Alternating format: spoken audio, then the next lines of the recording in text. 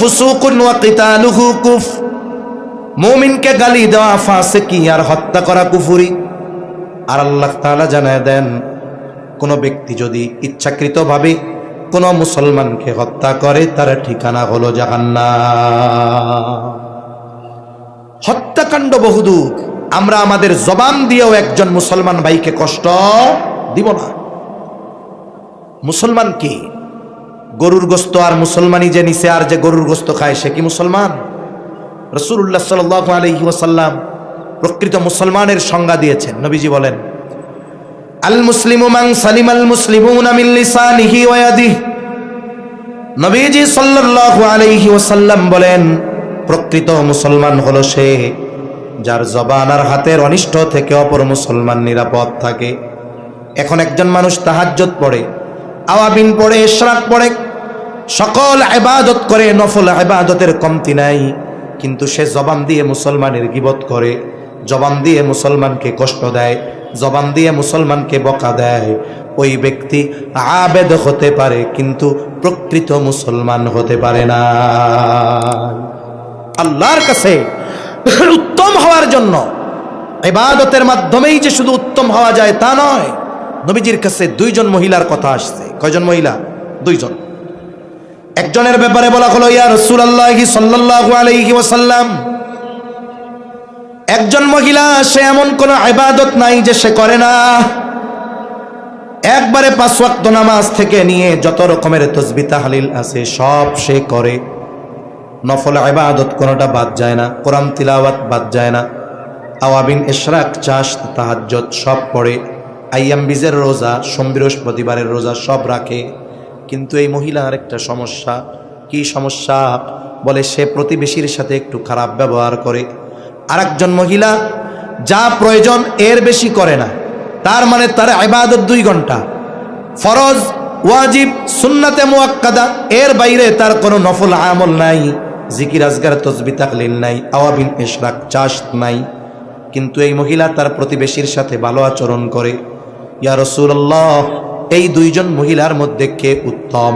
নবীজি ওই আবেদার মহিলার কথা বলেন নাই, বরং বলেন যেই মহিলা তার প্রতিবেশীর সাথে ভালো আচরণ করে ওই মহিলাই হলো উত্তম মহিলা। ওই মহিলা আল্লাহর কাছে বেশি দামি। এখন আমাদের দেশে তো তাহাজ্জুদের গল্প দিয়ে একজন গল্প দিছিল না, আমি দৈনিক রাতে 70 রাকাত তাহাজ্জুদ পড়ি। এই রকম আল্লাহর ওলি, কিন্তু তার হাত যুবক, তরুণ আর কিশোরদের রক্তে রঞ্জিত। ঠিক কিনা বলেন? আরেকজন গল্প দিয়েছে, আমি ঘুম থেকে উঠেই তাহাজ্জুদের জন্য জায়নামাজ খুঁজি, অথচ হাজার হাজার মানুষের রক্ত এই জমিনে প্রবাহিত হয়েছে তার প্রকাশ্য মদদে, প্রকাশ্য নির্দেশে। ঠিক কিনা বলেন? সে মরণঘাতী অস্ত্রের ব্যবহার করার সুস্পষ্ট নির্দেশ দিয়েছে। আদালত সর্বোচ্চ শাস্তি তাকে দিয়েছে। তবে দোয়া করি এই শাস্তি কার্যকর করা যেন আল্লাহ আমাদের দেখার তৌফিক দেয়। আমিন। এত আস্তে আমিন কইছেন কেন? লোক আছে নাকি কেউ? জোরে কোন আমিন।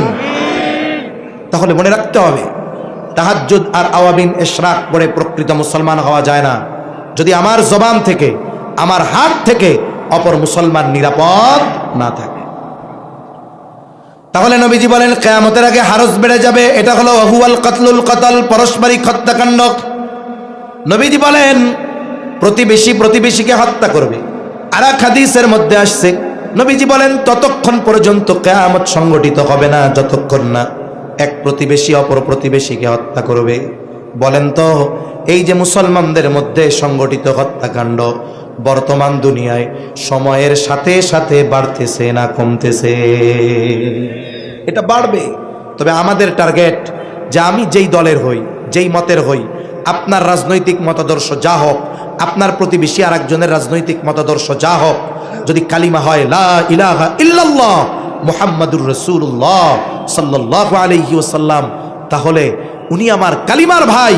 আমি জাগতিক কারণে অন্যায়ভাবে কথার দ্বারা আমার ওই ভাইকে একটা কষ্ট দিব না, আমি আমার প্রতিবেশীকে কষ্ট দিব না। মনে রাখবেন, আল্লাহ রাসূল সাল্লাল্লাহু আলাইহি ওয়াসাল্লামের কাছে জিবরাইল আলাইহিস সালাম এসে প্রতিবেশীর হকের ব্যাপারে তাগিদ দিচ্ছে। নবীজি বলেন আউসিনি জিবরিলু বিল জার হাত্তা যানানতু আন্নাহু সাইওয়ারিসাহু। নবীজি বলেন জিবরাইল আমাকে প্রতিবেশীর হকের ব্যাপারে এত তাকিদ দিচ্ছিল, এত গুরুত্ব দিচ্ছিল, আমি তো মনে করছিলাম যে প্রতিবেশীরে মনে হয় ওয়ারিশ বানায় দেওয়া হবে।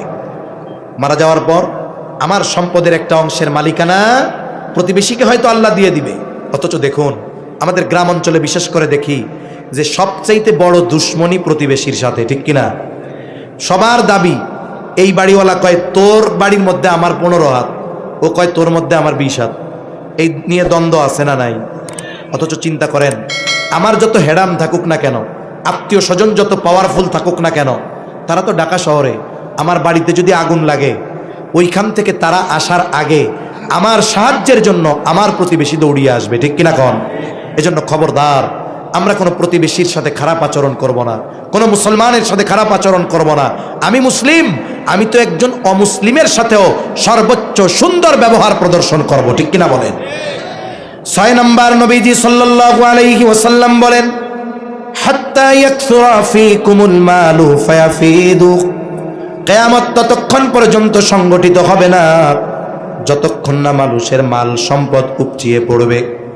মুহাদ্দিসিনে কেরাম বলেন এই বিষয়টা হবে কখন? ঈসা আলাইহিস সালাম পুনরায় আবার দুনিয়ায় আসবেন, দাজ্জালকে তিনি হত্যা করবেন। মনে রাখতে হবে ঈসা আলাইহিস সালামের উপরে একটা কিতাব নাজিল হয়েছিল। বলেন তো কিতাবটার নাম কি? জোরে বলেন না, নাম কি? উনি আসবেন ঠিক পুনরায়, এটা উনার পুনরাগমন।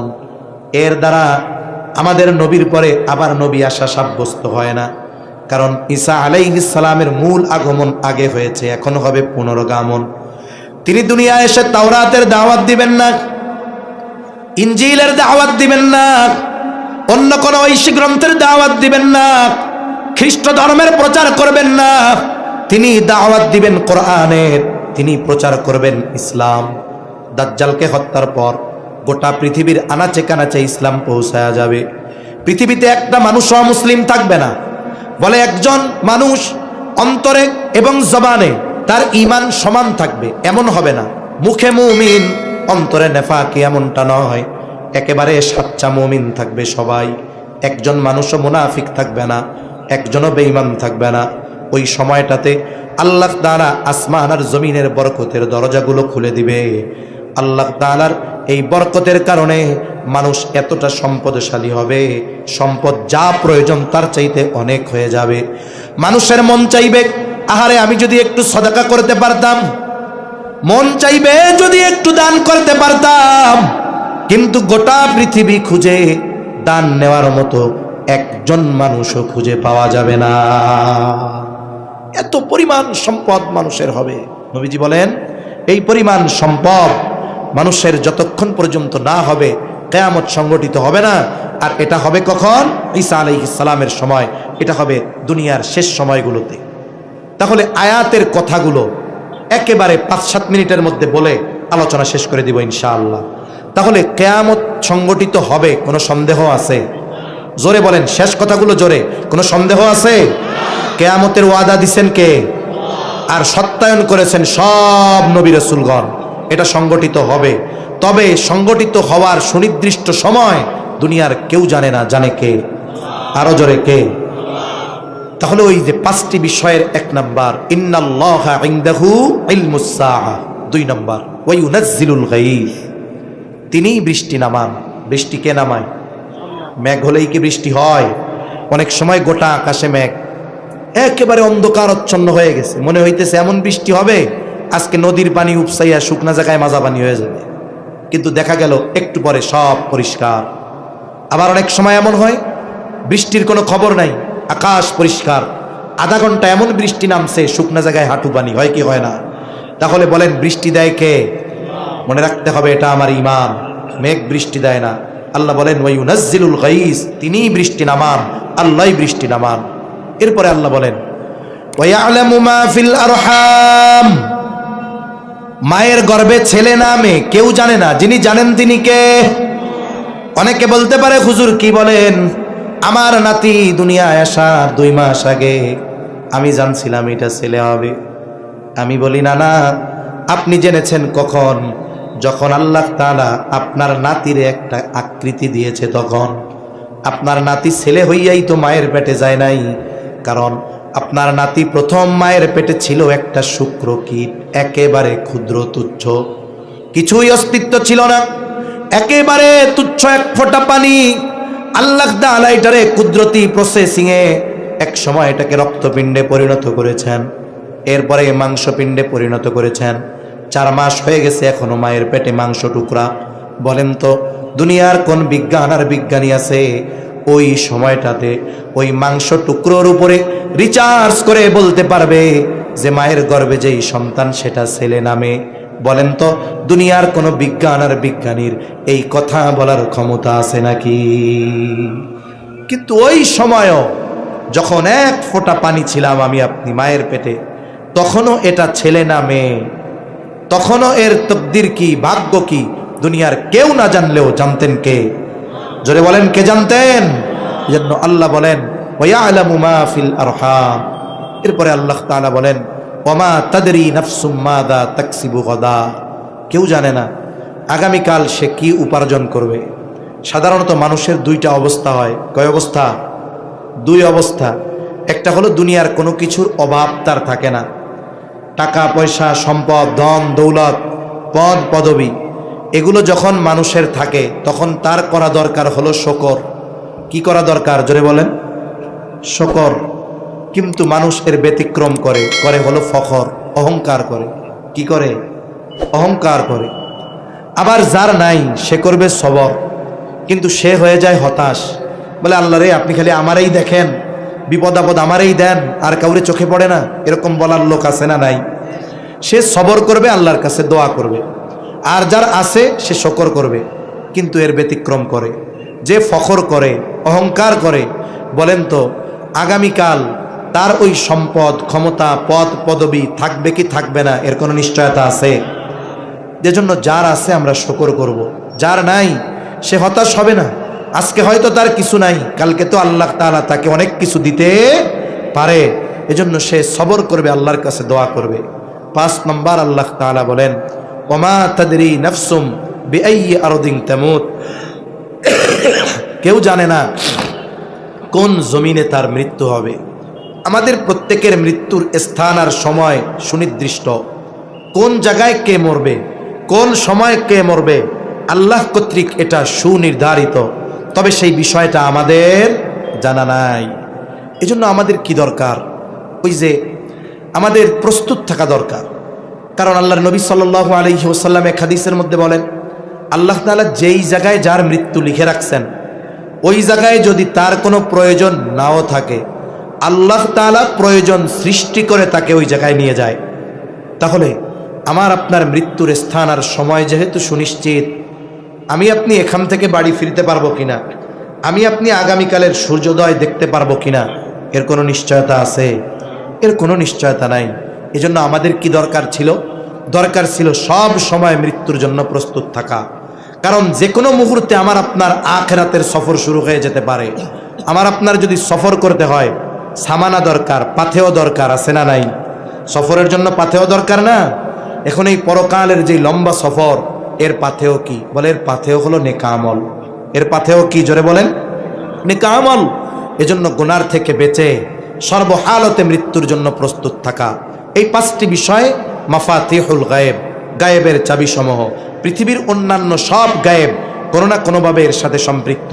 মনে রাখবেন, যেই ব্যক্তি এই গায়েবের উপরে, পরকালের উপরে, মৃত্যুর ব্যাপারে, তাকদীরের ব্যাপারে যথাযথভাবে বিশ্বাস রাখে, ওই ব্যক্তির দুনিয়ার কর্ম আমল সুন্দর হয়ে যায়। সর্বশেষ একটা কথা বলে আলোচনার ইতি টানব। কিয়ামতের দিন একদল ডান হাতে আমল নামা পাবে, আর একদল বাম হাতে আমল নামা পাবে।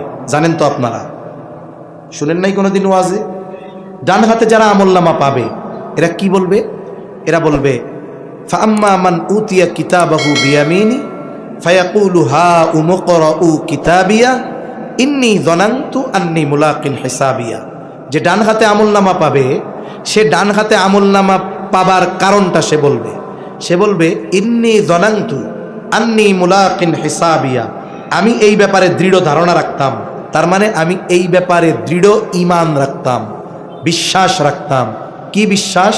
যে আমি দুনিয়ায় যেই কর্ম করতেছি এই কর্মের হিসাব কিয়ামতের দিন দিতে হবে কার সামনে? ও ডান হাতে আমলনামা পাবার কারণ কি বলছে? যে আমি এই ব্যাপারে আমার ঈমান ছিল, দৃঢ় ঈমান, যে আমার দুনিয়ার কর্মের হিসাব কিয়ামতের দিন দিতে হবে কার সামনে? এই জন্য আমি কি পাইছি? ডান হাতে আমলনামা। এখন আমার আপনার একটু চিন্তার বিষয় আছে এই জায়গায়। আমি আপনি কি, আমার আপনার এই চিন্তা আছে যে আমি দুনিয়ায় যেই কর্ম করতেছি, হয়তো আইন ফাঁকি দিব, পরিবার ফাঁকি দিব, এলাকার মানুষকে ফাঁকি দিব, হয়তো কারো কাছে আমার দুনিয়ার কাজের হিসাব দেওয়া লাগবে না, কিন্তু দিতে হবে কার কাছে? কোন দিন দিতে হবে? কিয়ামতের দিন। এই যে দেখেন, কিয়ামতের দিন হিসাব দিতে হবে, এটা গায়েবের সাথে সম্পৃক্ত। কিয়ামত গায়েবের সাথে সম্পৃক্ত, কিন্তু দুনিয়ায় এই গায়েবের ব্যাপারে তার দৃঢ় ঈমান ছিল বিদায় দুনিয়ার কাজ সুন্দর ছিল, আখিরাতে ডান হাতে আমলনামা পেল, আর সে পাবে অনন্তকালের সবচাইতে সুন্দর স্থান জান্নাত। ঠিক কিনা বলেন? এজন্য আমরা সবাই পরকালের বিষয়ে দৃঢ় বিশ্বাসী হব তো ইনশাআল্লাহ। মনে করেন ভূমিকম্প হইছে, ঢাকা শহরের বিল্ডিংগুলো যদি ভেঙে পড়তো, ওই দিনটাই আমাদের শেষ দিন হতে পারত। এজন্য ভাইরা, গায়েব সম্পৃক্ত বিষয়গুলো আমাদেরকে যথাযথভাবে বিশ্বাসী হয়ে সাথে সাথে এই দুনিয়া থেকে আখিরাতের পাথেও সংগ্রহ করে এরপরে যদি পরকালের সফর শুরু করতে পারি, তাহলে আমাদের মূল গন্তব্য জান্নাতে পৌঁছা আমাদের জন্য সহজ হবে ইনশাআল্লাহ। আল্লাহ সুবহানাহু ওয়া তাআলা আমাদের সবাইকে কথাগুলো বুঝবার তৌফিক দান করেন। সকলে বলি আমিন। আরো জোরে বলি আমিন।